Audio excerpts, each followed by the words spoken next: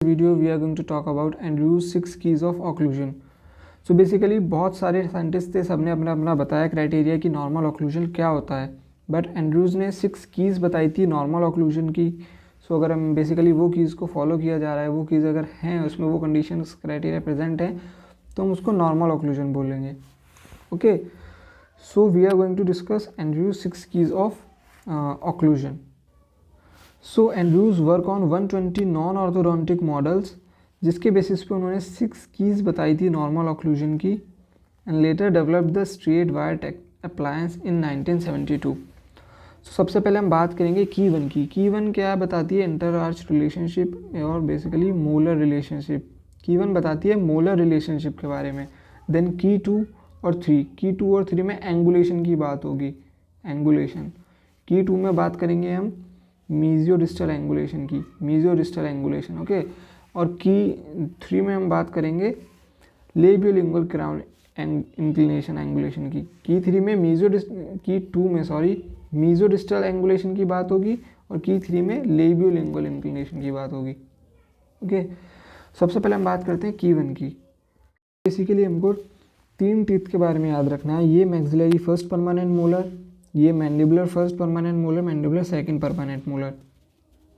So first sentence में ये बोला गया है कि जो डिस्टल सरफेस है डिस्टल मार्जिनल रिज की, ये अपर है, इसका डिस्टल मार्जिनल रिज हो गया, ये इसकी डिस्टल सरफेस होगी अंदर की साइड. ओके, तो वो क्या करेगी? कांटेक्ट करेगी जो लोअर सेकंड मोलर है, इसकी जो मीजियल मार्जिनल रिज है, जो मीजियल साइड होगा, वो दोनों आपस में कांटेक्ट करेंगे according to first point. Then second में क्या होगा? जो मीजियोबक्कल कस्प है, मैक्सिलरी फर्स्ट परमानेंट मोलर, ये मीजियोबक्कल कस्प है, ये ऑक्लूड करेगी, ये फॉल करेगी in the groove between mesial and middle cusp of lower first permanent molar. Lower first permanent molar में 3 कस्प होती हैं. सो ये डिस्टल होती है, ये मीजियल होती है, मिडिल होती है. सो ये इसमें ऑक्लूड करेगी. ओके, अगर हम इसको मीजियल माने, इसको डिस्टल माने. ओके, सो यहाँ पे क्या होगा?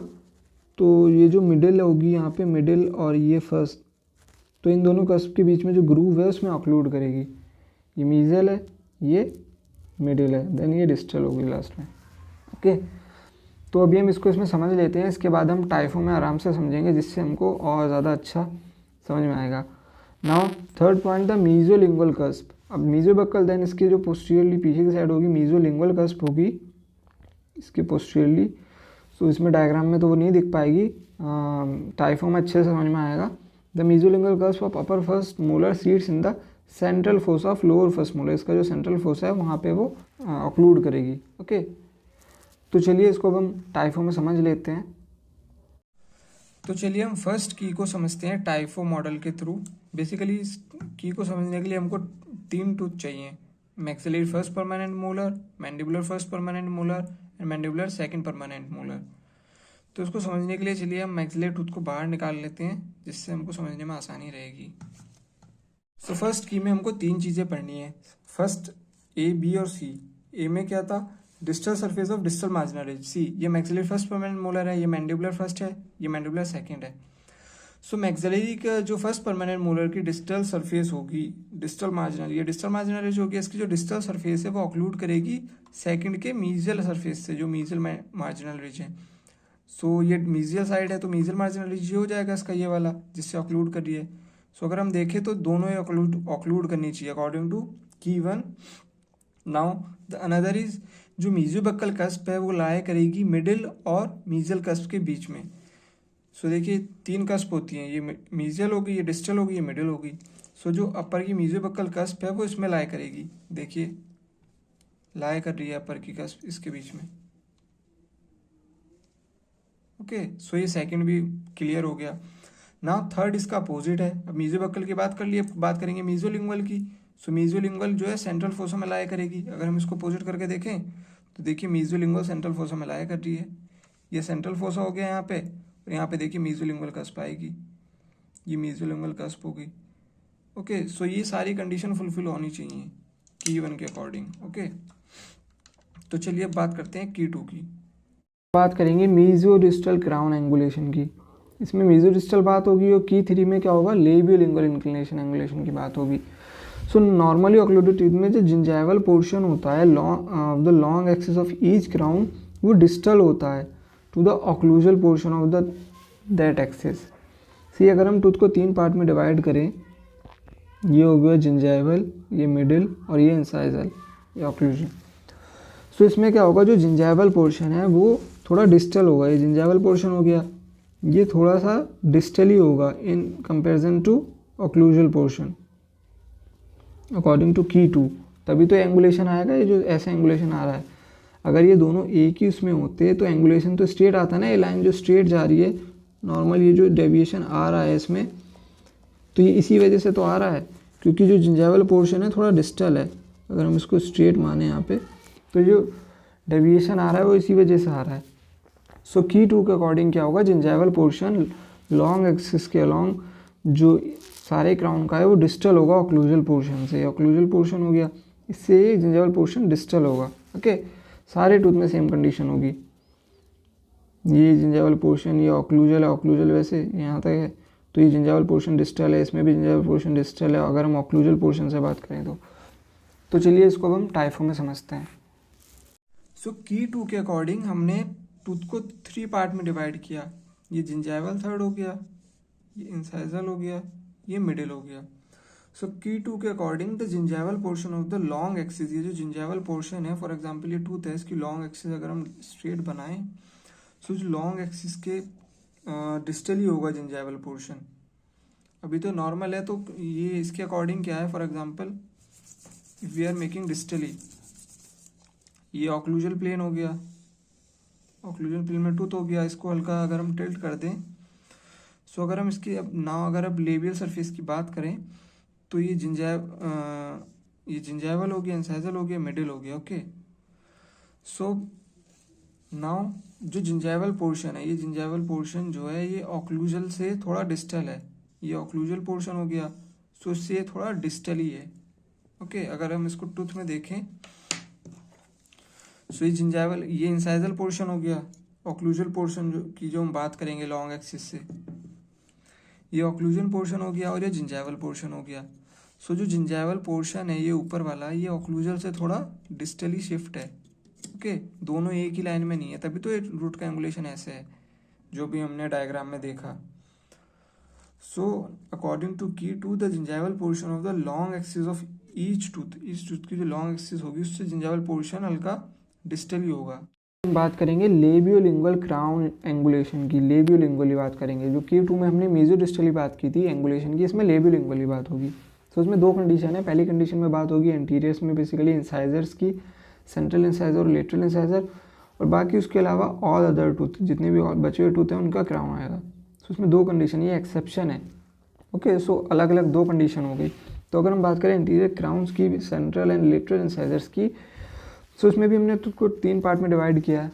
तो जो अपर और लोअर इंसाइजर्स हैं उनका occlusal portion of the crowns labial surface, see ये लेबियल सरफेस है, और जो अंदर की साइड है वो लिंगुअल सरफेस है टूथ की। ओके, सो इसमें क्या होगा, जो लेबियल सरफेस होगी इंसाइजर्स की वो is labial to the gingival portion, gingival portion से वो ज़्यादा लेबियल ही होगी। ओके, तो अगर हम बात करें इसमें लेबियल, इसको 3 पार्ट में अगर हम डिवाइड करें, तो जो इसकी लेबियल सरफेस है ये वाली पूरी की, अगर हम ऑक्लूजल सरफेस की बात करें और ये जिंजाइवल है, तो जिंजाइवल तो थोड़ा पीछे होगा, ऑक्लूजल थोड़ा आगे होगा, लेबियल की साइड आउटवर्ड होगा इंक्लिनेशन, एंगुलेशन। जो एंगुलेशन ही तो बात कर रहे हैं हम की 3 में, लेबियोलिंगुअल, तो लेबियली एंगुलेशन होगा इसका ऑक्लूजल सरफेस का edge compare to gingival. Labially surface की बात हो रही है सिर्फ। ओके, और बाकी अदर टीथ में इसका अपोजिट होगा। In all other teeth the buccal occlusal portion of the labial और बक्कल सरफेस इज लिंगुअल। इसमें लेबियल था और इसमें क्या है, लिंगुअल है। ओके, इसमें लेबियल है, इसमें लिंगुअल है टू द जिंजाइवल पोर्शन। चलिए इसमें डायग्राम में देखते हैं। सी ये जो जिंजाइवल, अगर हम बात करें इसमें, ये जिंजाइवल सरफेस है और ये ऑक्लूजल सरफेस है। तो नॉर्मली इसमें क्या था, आउटवर्ड थी, बाहर की साइड था ये, अब इसमें क्या हो गया, इनवर्ड हो गई है, और ये थोड़ा आउटवर्ड हो गई है। सो ये क्या हो गई है, ऑक्लूजल पोर्शन इसमें लिंगुअली हो गया है। इसमें क्या था, लेबियली था, आउटवर्ड था, इसमें बैकवर्ड हो गया है एंगुलेशन। ये ज़्यादा लेबियली आ गई है, ये लिंगुअली चली गई है। तो हमको तो इसमें ऑक्लूजल की ही बात करनी है। सो ऑक्लूजल में सेंट्रल में क्या होगा, इंसाइजर्स में मोर लेबियली हो जाएगी और इसमें लिंगुअली हो जाएगी। चलिए हम इसको टाइफो में समझ लेते हैं एक बार। सो की 3 में हमको बेसिकली 2 बातों का ध्यान रखना है। सबसे पहले हम बात करेंगे एंटीरियर्स की, इंसाइजर्स की। सो इंसाइजर्स में क्या होगा, जैसे हमने टूथ को 3 पार्ट में डिवाइड किया था, सेम बात करेंगे। हम बात करेंगे ऑक्लूजल सरफेस की। इंसाइजल ऑक्लूजल सरफेस जो है labially, see this is labial surface और ये लिंगुअल सरफेस है, तो बस में हम लेबियल सरफेस की बात करेंगे। So in upper and lower incisors the occlusal portion of the crowns labial surface, ये क्राउन है, इसकी ऑक्लूजल पोर्शन जो है ये लेबियल सरफेस, तो वो क्या होगा, जिंजैवल से ज़्यादा लेबियली होगा, मीन्स आगे की साइड होगा। सी अगर हम साइड व्यू देखें तो हम इजीली पता कर पाएंगे। ये अगर मैं इसकी स्ट्रेट लाइन बनाऊं तो आप गैप देख पा रहे हैं, ये गैप जो है, ये गैप क्यों आया इसके बीच में, ये जो गैप आ रहा है इसके बीच में इसीलिए तो आ रहा है क्योंकि ये जो ऑक्लूजल सरफेस है लेबियल वाली वो ज़्यादा लेबियल ही है, और अगर ये हल्का पीछे होती नॉर्मल तो प्लेन हो जाता टिथ, तो गैप नहीं आता। तो अगर हम बात कंपेयर करें जिंजैवल से, तो जिंजैवल सरफेस थोड़ा पीछे है और ऑक्लूजल थोड़ा आगे है। सो इसमें हमको यही याद रखना है, जो लेबियल सरफेस है क्राउन्स की ऑक्लूजल पोर्शन की, वो जिंजैवल पोर्शन से लेबियल है, जिंजैवल पोर्शन हो गया, तो ये जो ऑक्लूजल सरफेस है वो इससे थोड़ा लेबियल ही है, आगे की साइड है। फॉर एग्जांपल टूथ ऐसे है ना हमारा, सो जो जिंजैवल पोर्शन है वो पीछे हो गया और जो नीचे वाला ऑक्लूजल पोर्शन है वो थोड़ा आगे हो गया इससे। इससे अगर हम इसको कंपेयर करें तो ये ज़्यादा लेबियल ही है ना, आगे की साइड है। और बाकी ये इस टूथ की बात होगी एंटीरियर्स में इंसाइजर्स की, अपर और लोअर। फॉर एग्जांपल अगर हम किसी और टूथ को लेंगे, उसको हम 3 पार्ट में डिवाइड करेंगे, तो उसमें जिंजैवल सरफेस आगे आएगी। तो चलिए इसी की बात कर लेते हैं। अगर हम इसको 3 पार्ट में डिवाइड करें, मार्कर ये, चलिए ऐसे समझ लेते हैं। सो अगर ये जिंजैवल सरफेस, अगर हम इसको 3 पार्ट में डिवाइड करें, तो अगर आप देखें तो मैं स्ट्रेट लाइन करूँ तो नीचे नहीं गया पाएगा, ऊपर आएगा, क्योंकि इसमें जिंजैवल सरफेस ज़्यादा लेबियली है ऑक्लूजल से। ये देखिए गैप आ रहा है क्योंकि इसमें जिंजैवल सरफेस ज़्यादा लेबियली है, ऑक्लूजल थोड़ा अंदर की साइड है। सो बाकी और सारे क्राउन्स के लिए क्या होगा, द ऑक्लूजल पोर्शन और ऑफ द लेबियल और बक्कल सरफेस, ये ऑक्लूजल पोर्शन हो गया ऑफ लेबियल और buccal surface, is lingual to the gingival portion, see तो ये क्या है, लिंगुअल है। इंसाइजर्स में तो लेबियल होगा, अब ये नॉर्मल कंडीशन होती यहाँ पे अगर ये होता तो अपर जो अपर सरफेस है वो थोड़ा लिंगुअल है, अंदर की साइड को है। Okay, so this is third key. I hope आपको मॉडल से समझ में आ गया होगा। नाउ हम बात करेंगे की 4, 5, 6 की, तो वो तो इजीली टेक्स्ट से समझ में आ जाएगा, उसमें मॉडल की ज़रूरत नहीं है। की 4, 5 एंड 6 की, ये तीनों तो बहुत ज़्यादा ईजी है एज कम्पेयर टू अर्लियर।